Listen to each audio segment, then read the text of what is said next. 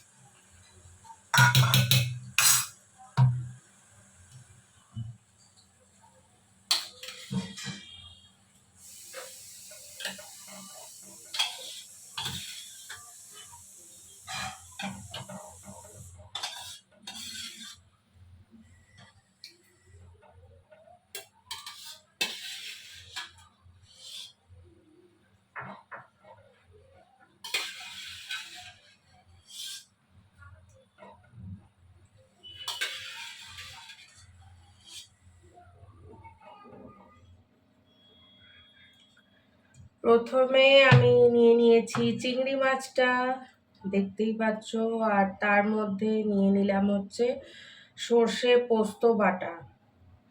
এটা বেশ অনেকটাই দেব, কারণ এতটা চিংড়ি মাছ হবে, হ্যাঁ সবটাই লেগে যাবে।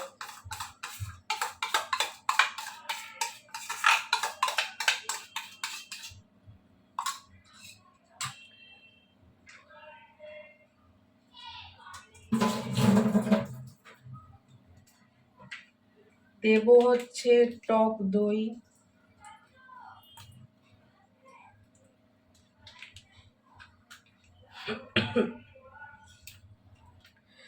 তার সঙ্গে দেব হচ্ছে জিঞ্জার গার্লিক পেস্ট,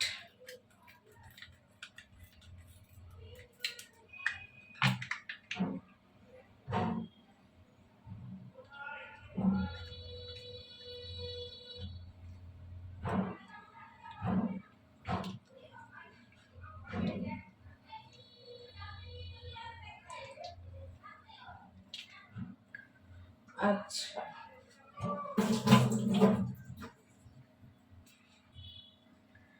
এবারে হচ্ছে দেব হলুদ গুঁড়ো,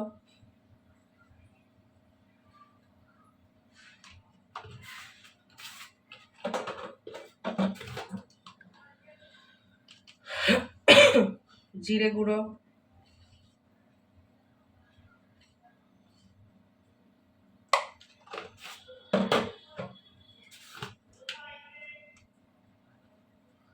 ধনে গুঁড়ো,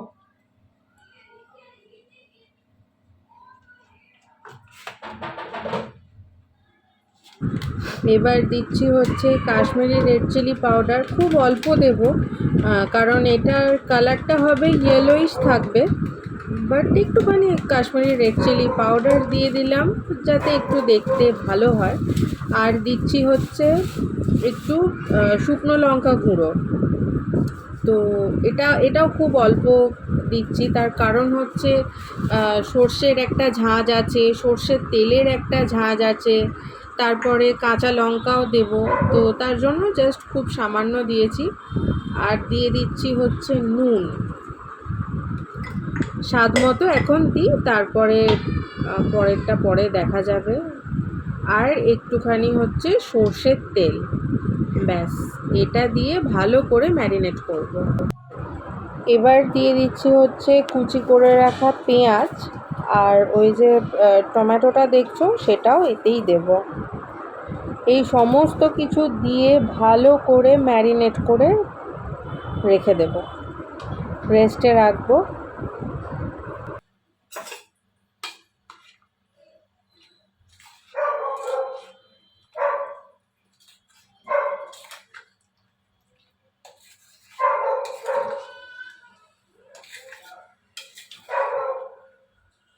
এটা আমার ম্যারিনেশন হয়ে গেছে। তো এটা এবার থাকবে হচ্ছে মিনিমাম 1 ঘন্টা তো রাখতেই হবে অবশ্যই। আর হাতে যদি খুব কম সময় থাকে তাহলে 30 মিনিটস তো একদম রাখতে হবে, কারণ ম্যারিনেশন মানে হচ্ছে এর ভিতর মশলাগুলো ঢোকা, তো সেটার তো তাকে সময় দিতে হবে। তো এইভাবে আমি এখন রেস্টে রেখে দেবো 1 ঘন্টা। টমেটো পেঁয়াজ পোস্ত করব, তার জন্য পোস্ত তো ভিজিয়ে রেখেছি, সেটা আগেই তোমাদের দেখিয়ে দিয়েছি। আর এখন আমি টমেটোগুলোকে কুচি কুচি করে কেটে নিচ্ছি। এরকম একটু বেশি করে করব, তার জন্য টমেটোটা একটু বেশিই কাটছি। একদম সরু সরু করে কেটে নিচ্ছি যাতে রান্না করতে বেশিক্ষণ সময় না লাগে। অ্যাকচুয়ালি বেশিক্ষণ সময় লাগবে না সেটা মাথায় রেখেই কাটতে হবে। যত মোটা মোটা কাটা থাকবে তত সময়টা বেশি লাগবে রান্না হতে। আর বাইরে তো কন্টিনিউ বৃষ্টি পড়ে যাচ্ছে, কন্টিনিউ বৃষ্টি, আমার আর ভালো লাগছে না। আমি জাস্ট ফেড আপ হয়ে গেছি, তার কারণ হচ্ছে জামা কাপড় একটুও শুকোচ্ছে না, ভালো লাগছে না ধুর। এবার কড়াইতে বেশ অনেকটা সর্ষের তেল নেব, তার কারণ হচ্ছে টমেটো পেঁয়াজ পোস্তটা যেহেতু অনেকটা, তাই সর্ষের তেলটাও একটু বেশি করে নেব। আর আমি না কম তেলে রান্না আমার ঠিক খেতে ভালো লাগে না, তাই আর কি তেলটা বেশিই নেব।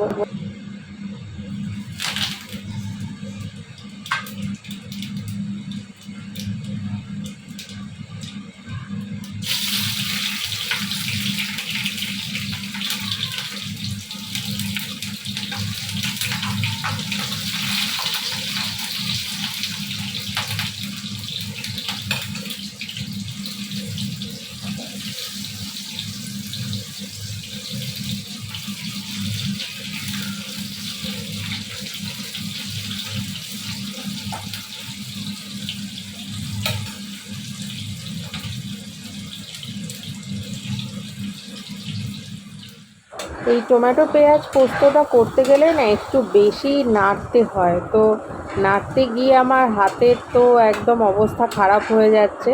কিন্তু এটা খেতেও ভীষণ টেস্টি হয়, তাই আর সেটা মাথায় থাকে না যে এটা রান্না করতে গেলে অনেকক্ষণ নাড়তে হবে। তো এটা এখনও রান্না হওয়া অনেকটা বাকি, আর রান্নার পর ফাইনাল লুকটা দেখাবো।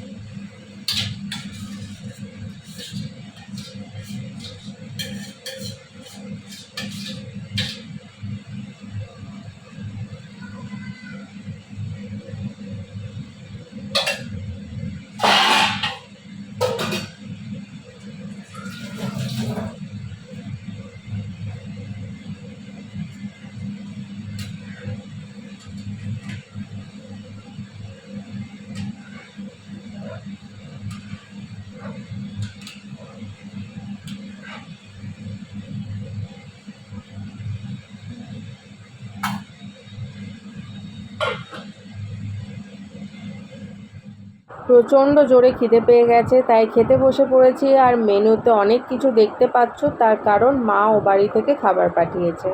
মেনুতে আছে হচ্ছে ভাত, মুসুর ডাল, টমেটো পেঁয়াজ পোস্ত, পুঁই শাক মাছের মাথা দিয়ে, চিংড়ি মাছ, চাটনি। ব্যাস, তিনজনে মিলে খেতে বসে পড়েছি।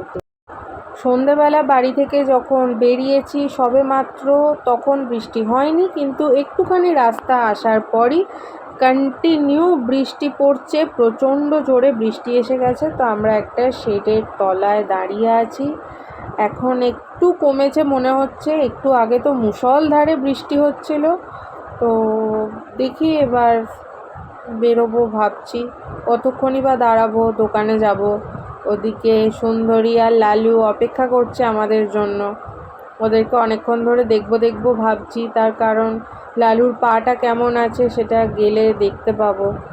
স্যান্ডি তো সকালবেলা স্প্রেটা করে দিয়েছে, খেতে টেতেও দিয়েছে, কিন্তু আমি তো দেখতে পাইনি, তাই আমি যাওয়ার জন্য একটু বেশিই ছটফট করছি। তাই ভাবছি যে বৃষ্টিটা একটুখানি কমলেই বেরিয়ে যাব। কত জোরে বৃষ্টি পড়ছে দেখো, আলোটার ওখানটায় আর কি একটু বেশি বোঝা যাচ্ছে যে কত জোরে বৃষ্টিটা পড়ছে। লালুর পায়ের কন্ডিশন দেখো এরকম আছে।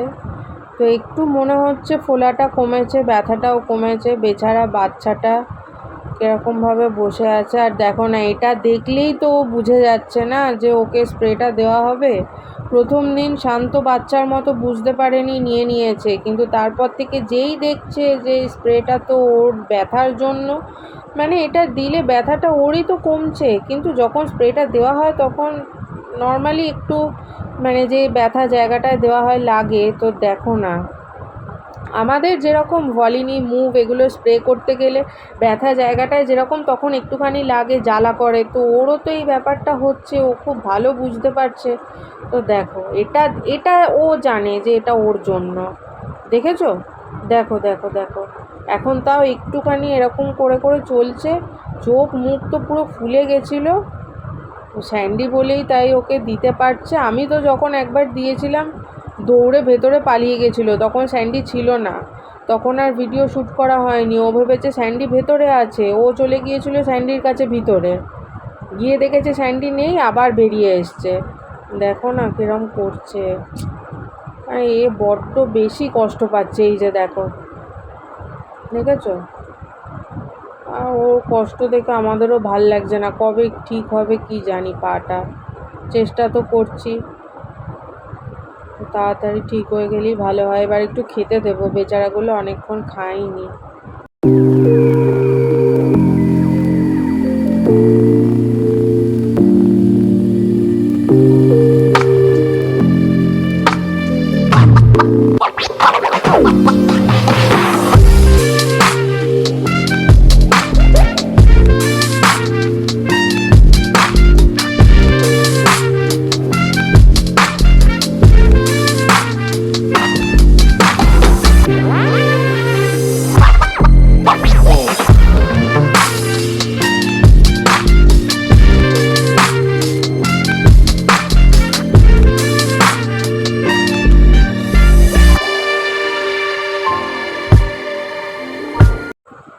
ওকে দুধ দিয়েছি, সুন্দরী হাঁ করে দেখে যাচ্ছে, ভাবছে যে হয়তো সুন্দরীকে দেব না, কিন্তু সুন্দরীকে দেব। লালুকে এখানেই দিচ্ছি, ও খেয়ে নিক, তারপরে সুন্দরীকে দেবো। এই দেখো, সুন্দরী স্যান্ডির হাতের দিকে দেখেই যাচ্ছে, ভাবছে প্রভু হয়তো আমাকে দেবে না, ওকেই একাকে দেবে। এই দেখো, এরপর সুন্দরীকে দিয়েছে। তাহলে চলো, ভিডিওটা আজকের মতো এখানেই শেষ করছি।